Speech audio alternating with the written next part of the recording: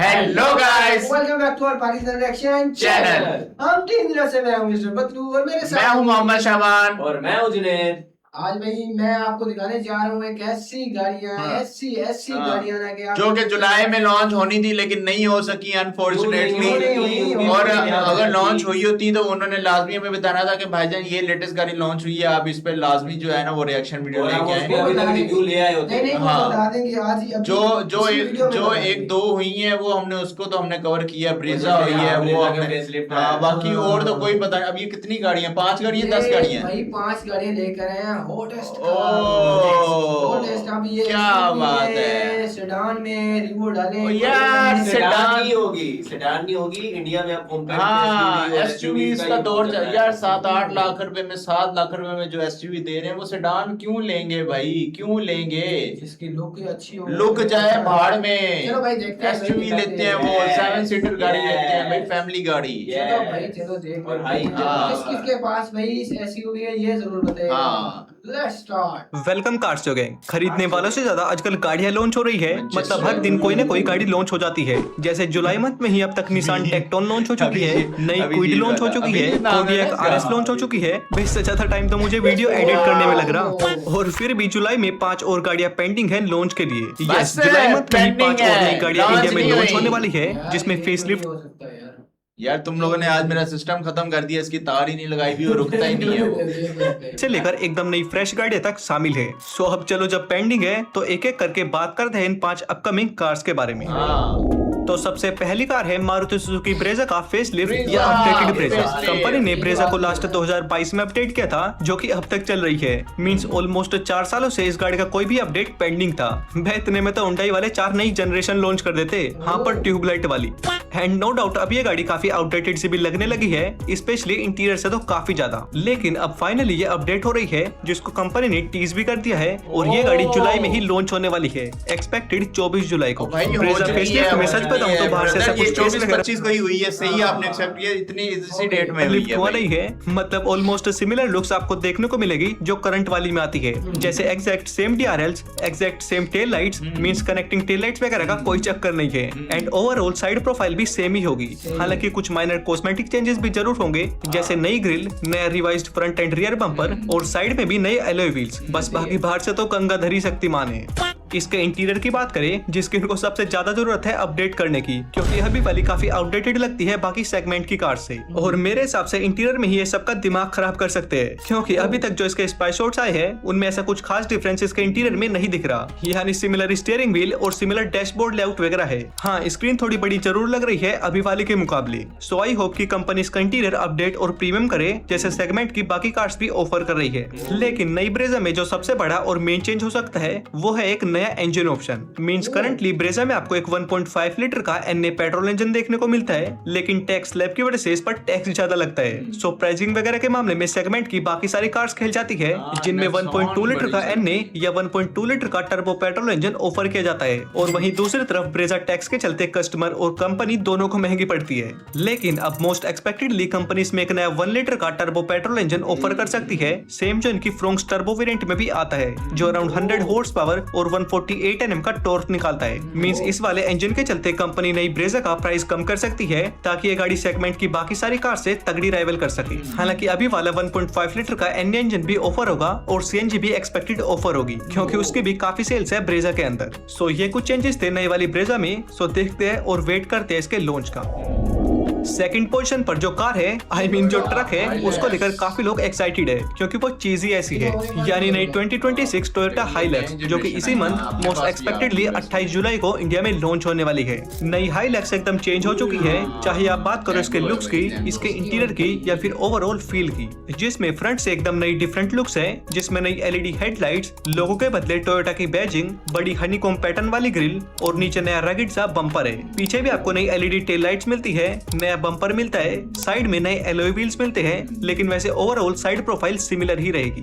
पर भाई interior wise तो टोयोटा ने गजब ही काम कर दिया। मतलब अब तक जो लोग बोलते थे कि टोयोटा इंटीरियर में कुछ देता नहीं है, तो कंपनी ने बोला जिसमें सेंटर में एक नई 12.3 इंचेस की बड़ी इंफोटेनमेंट स्क्रीन मिलेगी, फिर ड्राइवर साइड एक फुल्ली डिजिटल इंस्ट्रूमेंट क्लस्टर मिलेगा, एकदम ही नया स्टीयरिंग व्हील है जिस पर भी आपको लोगों के बदले टोयोटा का बैज मिलेगा, नया सेंटर कंसोल होगा जिसमें इसके 4 व्हील ड्राइव और ऑफ रोड से रिलेटेड सभी कंट्रोल्स होंगे जो कि काफी कूल है। नई हाइलक्स के इंजन स्पेक्स और परफॉर्मेंस की बात करें जिसके लिए सबसे ज्यादा फेमस है, तो engine wise most expectedly similar ही रहेगी अभी वाली के मुकाबले। मींस एक 2.8 लीटर का 4 सिलेंडर डीजल इंजन जो 204 हॉर्स पावर और 420 Nm या 500 Nm का टॉर्क निकालेगा। बाकी उसके अलावा तो हाइलक्स है तो 4 व्हील ड्राइव आपको ऑब्वियसली मिलेगा जिससे आप बढ़िया ऑफ रोडिंग या हैवी ड्यूटी काम कर पाओ। सो देखते हैं इस गाड़ी का भी क्या रहता है।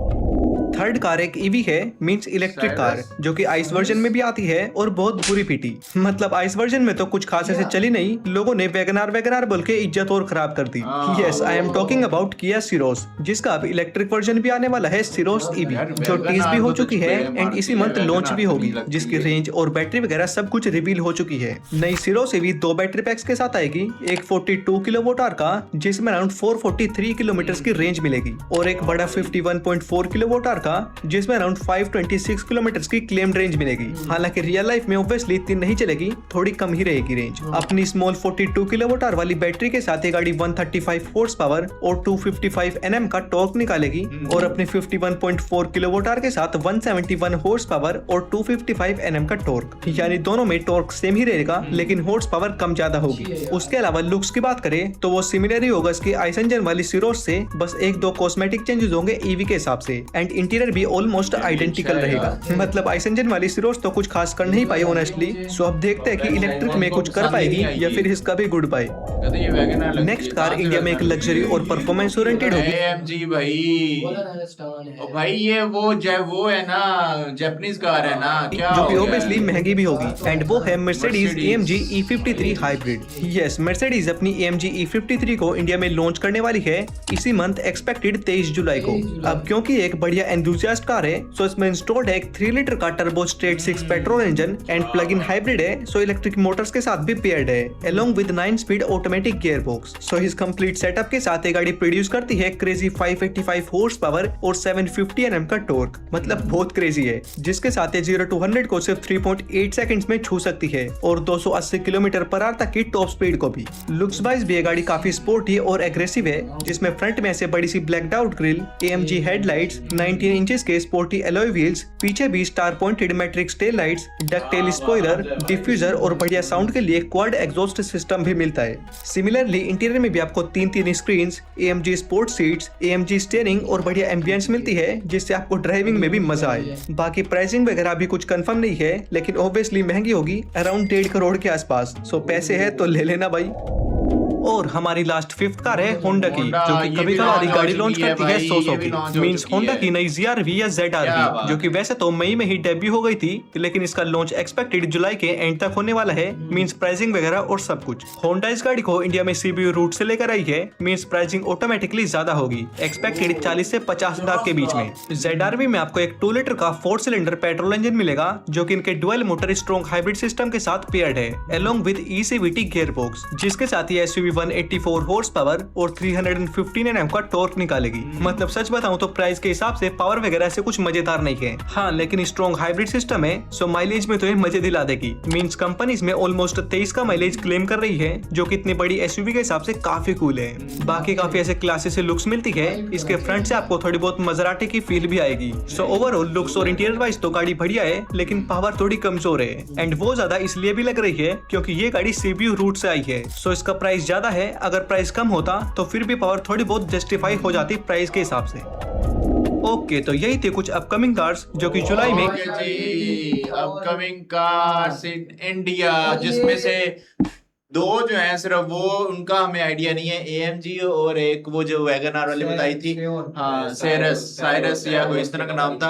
हाँ, बाकी तो ऑलमोस्ट सारी लॉन्च हो लेकिन चुकी यार ये है। जो होंडा की गाड़ियां हैं वो इंडिया में नहीं मैन्युफैक्चरिंग होती ये है। टोयोटा हाइलक्स भी होगी। हाँ हाँ, वो भी अपने पास होगी है तो उधर क्यों नहीं होगी होगी लेकिन अपने पास ऐसी जनरेशन आ रही है। ऐसी जनरेशन ही आई है भाई, हाँ। ऐसी जनरेशन आई है। अभी तो ये और रहे हैं पिछवान में, आपको भी ईवी पता में है। आई है, और इसकी जो अराउंड प्राइस है पाकिस्तान में वो यही है 2 CR के आसपास।